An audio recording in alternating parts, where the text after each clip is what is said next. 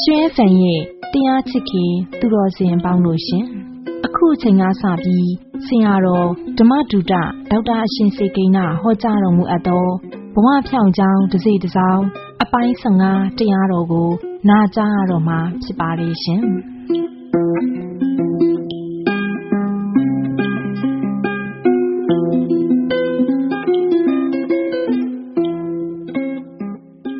ဘဝဖြောင့်ကြောင်းတစ်စိတ်တစ်စောင်းမှာလူတိုင်းဘဝတော့ဖြောင့်ရင်ရတာဘဝကိုတော့ဖြောင့်သွားခြင်းရတာဒါပေမဲ့အဲ့လိုဖြောင့်အောင်သွားတဲ့နေရာမှာပတ်ဝန်းကျင်ကောင်းလို့ပဲဖြောင့်အောင်သွားနိုင်ကြတာလားပင်ကိုယ်ကဖြောင့်ကြီးရှိခဲ့လို့ဖြောင့်သွားနိုင်တာလားအမှန်တော့သွားနေကြကိုလူချင်းတဲ့ခီးတော့ကိုရောက်အောင်သွားကြတာလူလဲလူလိုလျှောက်သွားကြတာငှက်ကလေးတွေကြက်ကလေးတွေလည်းသူတို့လျှောက်တတ်သူတို့လျှောက်သွားတာအဟိတရိစ္ဆန်ခွေးလေးတွေလည်းသူလျှောက်တတ်သူတို့လျှောက်တယ်ကုံပြောမှကွယ်ဘဲဆိုဘဲသွားရောက်သွားတာပဇွန်လုံးနဲ့ပဇွန်လုံးတို့ကန့်လန့်သွားရင်လည်းရောက်သွားတာပဲဒါပေမဲ့လူကြတယ်အဲ့လိုပဂရိခီးသွားတာမဟုတ်ဘဲနဲ့ဘဝကောင်းတဲ့ကောင်းအောင်ဒီဘဝမှာကိုပဲအထက်တန်းကြမျက်နှာပန်းလှလလျှောက်ဖို့ဆိုတာရောက်အောင်လျှောက်နိုင်ဖို့ဆိုတာဘယ်လိုလျှောက်ကြမလဲပတ်ဝန်းကျင်ကောင်းလို့ပဲဖြောင်းလျှောက်ဖြစ်တာလားပင်ကိုယ်ကကောင်းလို့လျှောက်ဖြစ်တာလားရှိတယ်ဒီဘဝဖြောင်းတစ်စီတစ်စောင်းပြောပြရတာကပတ်ဝန်းကျင်လည်းကောင်းတယ်ပင်ကိုယ်လည်းကောင်းတယ်ပတ်ဝန်းကျင်လည်းဖြောင်းတယ်ပင်ကိုယ်လည်းဖြောင်းလို့ဖြောင်းသွားတဲ့သူတွေအတွက်ကတော့ဒိုးလဲဒီလိုပါပဲဒိုးလဲဒီလိုပါပဲဆိုတာမျိုးလေးကိုယ်ကြောင့်ကိုယ်သိပြီးဝမ်းမြောက်ဝမ်းသာဖြစ်ဖို့ပတ်ဝန်းကျင်ကောင်းရဲ့သားနဲ့ပတ်ဝန်းကျင်ဖြောင်းရဲ့သားနဲ့ပင်ကိုယ်ကနည်းနည်းလေးကိုယ်လာကောက်လာတဲ့သူများရှိပတ်ဝန်းကျင်ကောင်းရဲ့သားနဲ့မိကောင်းဖကောင်းဆရာသမားကောင်းတွေရှိရဲ့သားနဲ့ငါးကူကနည်းနည်းကိုယ်နေကောက်နေစောင်းနေရွဲ့နေလိမ့်နေတာလားအဲ့လိုလေးသိဖို့ပါတချို့ကြတော့လေပင်ကိုယ်ကဖြောင်းနေပတ်ဝန်းကျင်ကမဖြောင်းစရာပတ်ဝန်းကျင်ကကိုယ်တာကောက်တာလိမ့်တာတဲ့တာများအဲ့လိုလူမျိုးအတွက်ကြတော့ပတ်ဝန်းကျင်ကြောင့်ကိုမဖြောင်းနိုင်ရင်ကိုကပတ်ဝန်းကျင်ကိုဖြောင်းနိုင်တာမရှိဘယ်သူဖြောင်းမဖြောင်းကိုယ်စိတ်ဖြောင်းလေးနဲ့ပဲပတ်ဝန်းကျင်ကိုဖြောင်းတဲ့အလုပ်လေးတွေလုပ်သွားမယ်အဲ့လိုစိတ်ကလေးတွေလည်းဖြစ်စေချင်တာပါလူတိုင်းကချမ်းသာခြင်းရတယ်လူတိုင်းကပညာတတ်ခြင်းရတယ်လူတိုင်းကသူများချစ်တာခံနေရတယ်သူများကူညီတာခံနေရတယ်လူတိုင်းကအခက်အခဲမကြုံနေကြဘူးအားလုံးအဆင်ပြေခြင်းရတယ်ဒါမြင်အားလုံးချစ်အောင်အားလုံးခင်အောင်အားလုံးချမ်းသာအောင်အားလုံးအဆင်ပြေအောင်အားလုံးအခက်အခဲမရှိအောင်နည်းတွေရှိတာပဲလုပ်ပါလားဆိုတော့ပင်ကိုလှုပ်ချင်တဲ့သူကဘယ်လိုလုပ်မှမသိတဲ့လူတွေပေါ့အများကြီးရှိတယ်ပတ်ဝန်းကျင်ကောက်နေပြန်ရင်လည်းဒီလိုဖြောင်းတဲ့အလုပ်တွေကတွေးခဲ့တယ်ဒီအမေကြီးဒီအဖွားပါပဲအမေပါပဲပြောရရင်တော့ဒီအဖွားမနေ့တိုင်းဆုံးလောင်းဖုံမဆုံးမချက်တတ်တယ်ထမင်းမချက်တတ်ခင်ဆုံးမချက်တန်ငယ်လားဆိုအဖွားအတွက်ပါလို့တောင်လေးတွေတိုင်လေးတွေစောင်းလေးတွေနဲ့ခွေးချီခေါ်တယ်အရက်ဒေသလိုက်ပြီးကြွားမှာပေါ့လေမနေ့ဆိုကြီးထားတယ်ဘုရားရှိခိုးတယ်အဖွားနိုးရင်နောက်ကကိုလိုက်နိုးတယ်အမေကြီးနိုးရင်ကိုလိုက်နိုးတယ်အမေကြီးကဆွမ်းထမင်းချက်နေပြီကြက်တော့မယ်ကြက်ခံနေပြီဆိုရင်ဘာလုပ်လဲအဲ့ဒီခွေးချီလေးကိုဆုံးလောင်းမဲ့နေရာမှာလမ်းပြီးသွားချအပေါ်ကနေပြီးတော့အဝတ်ကလေးအညာတယ်ပေါ့ဟောဝါလည်းမဟုတ်စပွဲခင်းပေါ့အဲ့ဒါလေးကိုအသာတင်ပြီးတယ်ကိုလုံနိုင်တာဒါဘယ်ရွယ်ရတုံးဆိုရင်အဲ့ဒီဆုံးအုပ်တော်ကိုမမနိုင်ဘူးလားမရင်လည်းအဖွားပေးမမအမေကြီးပေးမမသူမတာအဲ့လိုအရွယ်လိုက်လုပ်ပေးတယ်နောက်ဆုံးကွယ်ငါမြည်တန်ဃာတွေကြွလာဗလားငါမြည်ဦးစင်းတွေကိုရင်တွေကြွလာဗလားဟုတ်တဲ့အမေကြီးဆိုအိမ်ရှိအိမ်နောက်ပြေးနေတာထမင်းဦးမနှက်သေးဘူးဆိုရင်တော့မပြောဘူးနှက်ပြီဆိုတာနဲ့ငါမြည်သွားကြည့်လိုက်ငါသားသွားကြည့်လိုက်ကြွလာရင်လျှောက်ထားအောင်တော့ရက်တော်မူပါအောင်ဆိုခဏရက်တော်မူပါအောင်ပြောဒီမှာဆုံးဦးကနှက်ထားပြီးပြီအဲ့လိုအဖွားကပြောတယ်အမေကြီးကပြောတယ်အဖွားဆိုတာဒီအခုအရွယ်ကျမှအသုံးအနှုန်းနဲ့အဖွားပြောတာမှာဘုံမတို့ကအမေကြီးပဲခေါ်လေးရှိတာအဲ့ဒါမျိုးဝိုင်းကူလုပ်ခဲ့တာအဲ့လိုဝိုင်းကူလုပ်ခဲ့တာ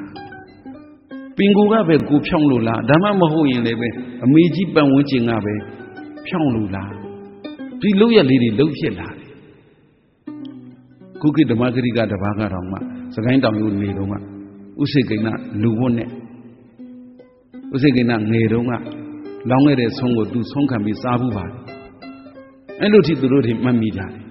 ဟုတ်တယ်ညီကိုမောင်နှမတွေထဲမှာဆုံးလောင်းတာကူတာဆိုလို့ဒိုများပဲရှိတယ်လို့ပြောရင်လုံးရင်လုံးမှာမီးဆုံးလောင်းတာကူတယ်ဒါတင်လားဆိုတော့မဟုတ်ဘူးအဲ့ဒီအသက်ငယ်တုန်းကမို့အသက်အရွယ်ရလာမေကြီးကတော့သူတို့တွေ့ချင်းတွေ့ဘူးမှာပေါ့အညာမှာတပြက်စည်းပင်ဆိုတာရှိတယ်။ကိုင်းကုန်းနေမှာပါဆွဲနှုတ်လိုက်ရတယ်။အဲ့ဒါကိုကျိုးလေးနဲ့2ခု3ခုလောက်ပတ်လိုက်ရင်အရွက်တွေချွေတိုင်းတပြက်စည်းခတ်လို့ရတာ။အဲ့လိုတပြက်စည်းလည်းရှိတယ်။နောက်ထမ်းမြင်ထမ်းလက်ကဟာလေးနဲ့လှုပ်ထားတဲ့တပြက်စည်းလည်းရှိတယ်။အမေကြီးကထိုင်ပြီးလဲတာရတယ်လမ်း။ကိုယ်အရွယ်ရောက်လာတော့တပြက်စည်းလဲနိုင်တော့ဘာလို့တုံးဆိုတော့ဆောင်းတွင်းဆိုရင်တော့အဲ့ဒီတန်ဃာတွေကြွမဲ့ကိုယ်အိမ်ရှိဟိုဘက်အိမ်ဒီဘက်အိမ်ဟိုဘက်9အိမ်ဒီဘက်9အိမ်ပြောရတော့လိုက်ပြီးတပြက်စီးလဲတာကုန်းလုံးလိုက်ပြီးတပြက်စီးတွေလဲတာຫນွေကြရင်တပြက်စီးကိုရိုးရိုးမလဲဘူးရေအရင်လောင်းသေးတာရေထန့်ရေအလင်လောင်းပြီးတော့အဲ့လိုမျိုးတပြက်စီးလဲတာတို့များအခုကြီးပွားတဲ့တိုးတက်တဲ့အောင်မြင်တဲ့တို့ဘဝလေးဖြောင်းလာတယ်ဆိုတာအဲ့ဒါတွေပါတာပေါ့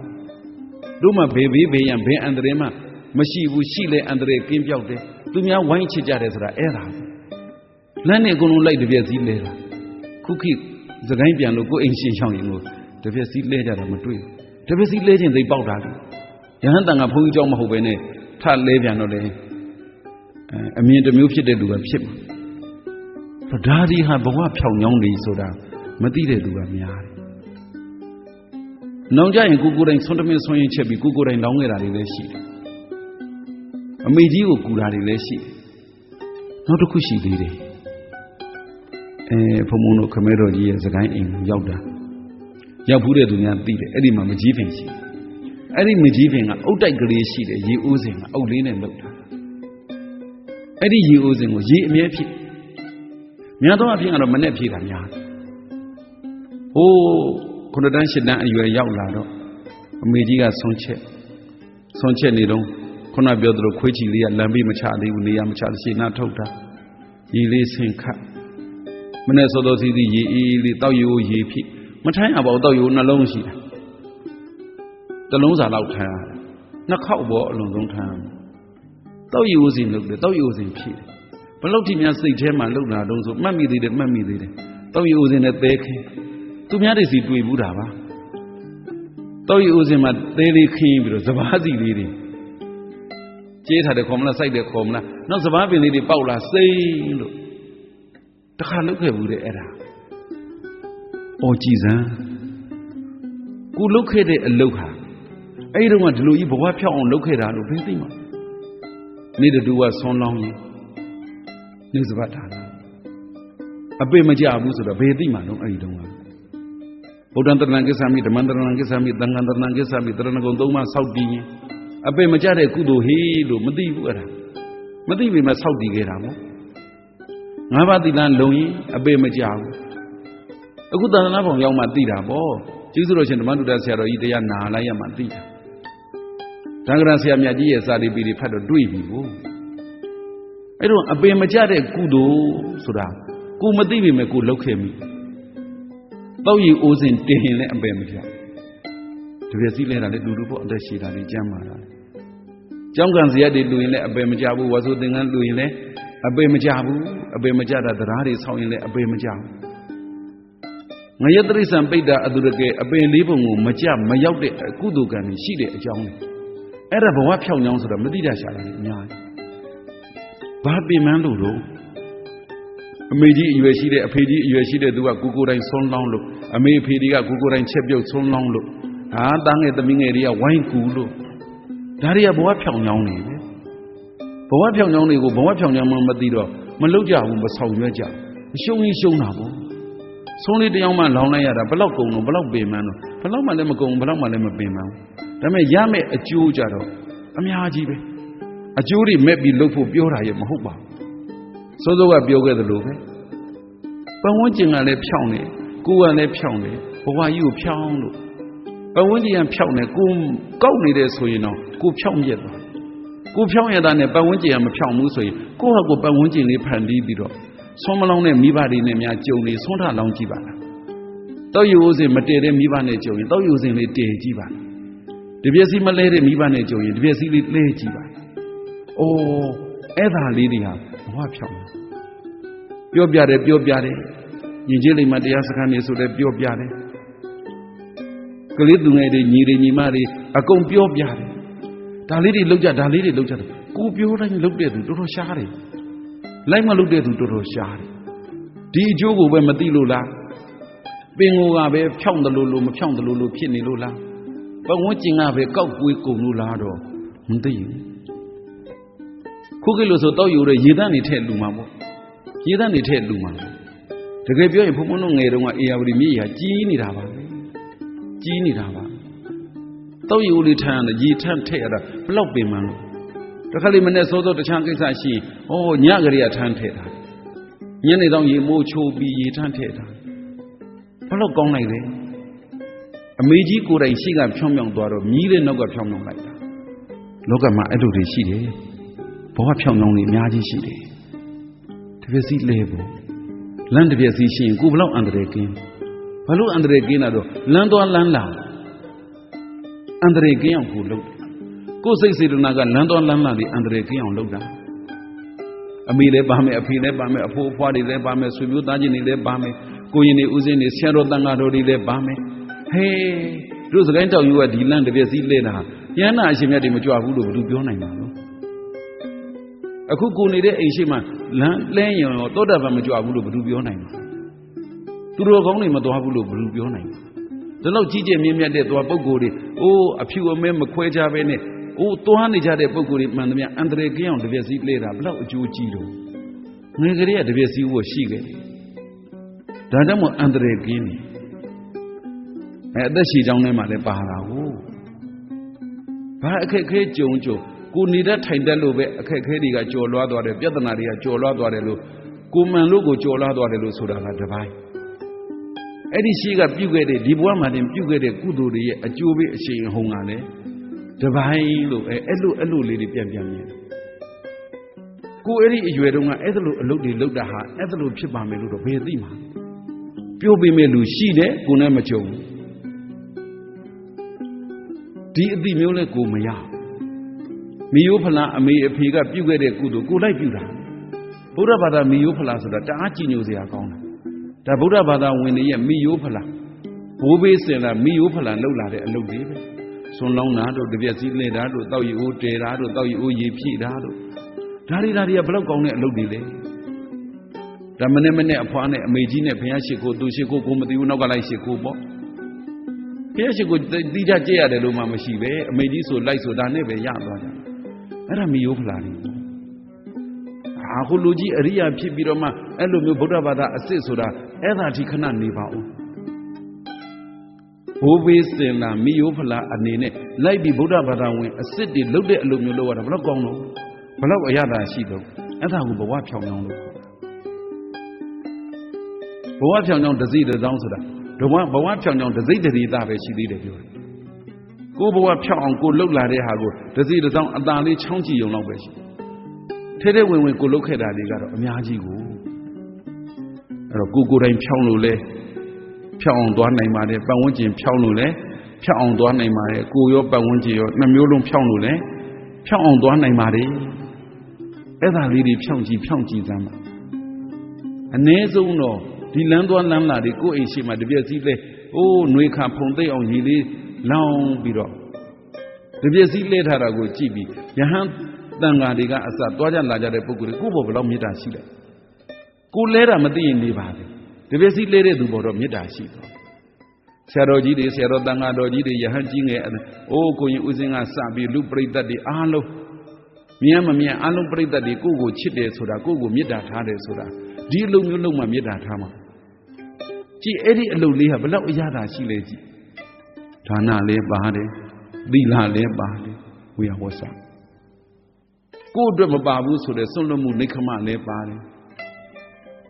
ဒါနသီလနိက္ခမပညာဝိရိယခန္တီမေတ္တာသစ္စာအဋိဋ္ဌံဥပိ္ပခာဆိုတဲ့ပါရမီ10ပါးပါတယ်ပါသွားနိုင်တယ်ပါသွားနိုင်တယ် ပါရမီ10ပါးလုံးမပြည့်ရင်ထိုက်တဲ့လောက်ရတယ်ဒီကနေ့ဗုဒ္ဓဘာသာဝင်သူတော်စင်တွေမိမိတို့အခုလက်တစ်ပြည့်အတွင်းနိဗ္ဗာန်ရောက်ဖို့ဆန္ဒရှိရင်တော့လေနှလုံးသွင်းတစ်မျိုးအဲ့လိုမဟုတ်ဘူးဒီဘဝမှာပဲနိဗ္ဗာန်ရခြင်းနဲ့ဘယ်ချင်းရမိမိတို့လုပ်ရမယ်ဆိုလုပ်เสียအလုပ်ကဗုဒ္ဓဘာသာဝင်သူတော်စင်တွေလုပ်เสียအလုပ်ကများမရှိဘူးဒီ10မျိုးပဲဒီပါရမီ10ပါးဒီပါရမီဖြည့်ရတာဘယ်ပါရမီရှင်ဆိုတာဆင်းရဲနွမ်းပါးတွေပဲရှိမှာနော်ပါရမီရှင်ဆိုတာလောကကြီးကမုန်းတဲ့သူတွေများတယ်လို့ပဲရှိမှာတယောက်နှစ်ယောက်သာဒီဝရလောင်းနေမျိုးရှိမှာမို့ဒီဝရဘတ်တော်သားတွေမျိုးရှိတယ်ရှိမှာပါရမီရှင်ဆိုတာဘေးအန္တရာယ်တွေကြုံပြီးတော့ဒုက္ခရောက်တယ်ဆိုတာဘယ်ရှိမှာနော်နောက်ဆုံးဘလောက်ကြုံအဆင်ပြေသွားမှာပြောချင်ပါတယ်ဗုဒ္ဓဘာသာဝင်သူတော်စင်တွေမှာလှုပ်เสียအလုတ်ကိုပြောဒီ10မျိုးပြင်ပါမရှိဒါနသီလဘာဝနာ3မျိုးချုပ်ရင်တော့3မျိုးပေါ့အကျေပြောရင်တော့ဒီ10မျိုးပြင်ဘာမှမရှိတော့စိတ်ဓာတ်အနေနဲ့ပြောရင်ဒီပါရမီစိတ်ဓာတ်မျိုးအပြင်ဘာမှမရှိတော့ဒီ10မျိုးသာဒီစိတ်ဓာတ်မျိုးသာမွေးပါဒီ10မျိုးစိတ်ဓာတ်မျိုးမွေးပြီးတော့ဒီ10မျိုးနဲ့ဒီစိတ်ဓာတ်တွေနဲ့သာလုံနေရင်အဲ့ဒီပုဂ္ဂိုလ်ဟာဘယ်တော့မှနောက်တမ်းမကြဘူးအောက်တမ်းမကြဘူးဘဝမြင့်တဲ့မြင့်သွားတယ်တင့်တဲ့တင့်သွားတယ်ဖြောင်းတဲ့ဖြောင်းသွားတယ်အဲ့ဒါကိုဘုရားရှင်ကိုယ်တော်မြတ်ကြီးလေဒီလမ်းလျှောက်ခဲ့ဘုရားရှင်ကိုယ်တော်မြတ်ကြီးကိုကြည်ညိုတဲ့မိမိတို့ဗုဒ္ဓဘာသာဝင်တွေဒီလမ်းလျှောက်ဆရာတွေလည်းဒီလမ်းလျှောက်တာတပည့်တွေလည်းဒီလမ်းလျှောက်ပါမယ်မိဘတွေလည်းဒီလမ်းလျှောက်တာသားသမီးတွေလည်းဒီလမ်းလျှောက်တာပဲခေါင်းဆောင်တွေလည်းဒီလမ်းလျှောက်ရမှာနောက်လိုက်တွေလည်းဒီလမ်းလျှောက်ရမှာပဲဒါမှသူတော်ကောင်းအုပ်စုကြီးဖြစ်သွားမှာသူတော်ကောင်းအတိုင်းဝိုင်းကြီးဖြစ်သွားမှာသူတော်ကောင်းပရိသတ်ကြီးနဲ့သူတော်ကောင်းတွေတစ်ဖွဲ့ကြီးသွားကြလာကြတာဖြစ်သွားမှာပတ်ဝန်းကျင်ဖြောင်းလို့လေကိုဖြောင်းပါတယ်ကိုဖြောင်းလို့လေပတ်ဝန်းကျင်ဖြောင်းလာနိုင်ပါတယ်ကိုရောသူရောဖြောင်းရင်တော့အကောင်းဆုံးပေါ့အမှန်ကတော့ဘသူဖြောင်းမဖြောင်းကိုဖြောင်းဖို့ဘသူတော်မတော်ကိုတော်ဖို့ဘသူကောင်းမကောင်းကိုကောင်းဖို့ဒါမှသူတော်ကောင်းဘသူဖြောင်းမဖြောင်းကိုဖြောင်းဖို့ကိုဖြောင်းမှကိုလူရရောက်မှာကိုဖြောင်းမှကိုလူရရောက်မှာလုံးစရာတွေအများကြီးပါမိဘတွေကသားသမီးတွေကိုဖုံးတော့အဓိကအဖွားအမေကြီးကဖုံးတို့ကိုအမွေပေးတာတရားအမွေပေးတာပါရမီအမွေပေးတာဘဝဖြောက်အောင်အမွေပေးခဲ့တာအဖွားတွေကပေးကြပါလားမြည်တယ်အဖိုးတွေကပေးကြပါလားမြည်တယ်ဘယ်တော့ကောင်းလိုက်မလို့အဖေတို့အမေတို့ကပေးကြပါလားသားတွေသမီးတွေဦးတွေအတော်တွေကပေးကြပါလားအတူတွေတူမတွေဆရာတွေကပေးကြပါလားတပည့်တွေကိုခေါင်းဆောင်တွေကပေးကြပါလားနောက်လိုက်တွေကိုဘယ်တော့ကောင်းလိုက်မလို့ဘဝဖြောက်အောင်အဲ့ဒါပဲပတ်ဝန်းကျင်ဖြောက်ကိုဖြောက်နှစ်ဦးလုံးဖြောက်ရင်ဘယ်တော့ကောင်းနိုင်မလို့ဖြောက်တဲ့ပတ်ဝန်းကျင်ကလည်းပဲသာသမီမြည်မြစ်တွေကိုနောင်လာနောက်သားတွေကိုနောက်မျိုးဆက်တွေကိုဖြောက်အောင်ပေးပါနောက်မျိုးဆက်တွေကလည်းပဲရှေ့ကတွားတဲ့သူတွေဖြောက်မြောက်မဖြောက်မြောက်ကိုဟာကိုဖြောက်အောင်လဲကြိုးစားပါအဲ့လိုဖြောက်အောင်ကြိုးစားရင်လည်းကိုလည်းဖြောက်သူတို့လည်းဖြောက်အောင်အားလုံးမိမိတို့ဘဝလမ်းကြောင်းဖြောက်ပြီးတော့ဘဝဖြောင်းကြောင်းတစ်စီတစ်စောင်းတစ်ပိုင်းတစ်စအနေနဲ့ဒါလေးလောက်ကြည့်ရင်ကိုပဲအထက်တန်းကြမျက်နှာပန်းလှလှနဲ့ကြီးဝါတွတ်တဲ့အောင်မြင်ပါတယ်ကြီးဝါတွတ်တဲ့အောင်မြင်လိုရာဆန္ဒတွေပြည့်ပြီးတော့မိမိတို့ဘဝရည်မှန်းချက်ကိုရရောက်နိုင်တဲ့သူတော်ကောင်းတွေဖြစ်ကြပါစေကုန်သတည်း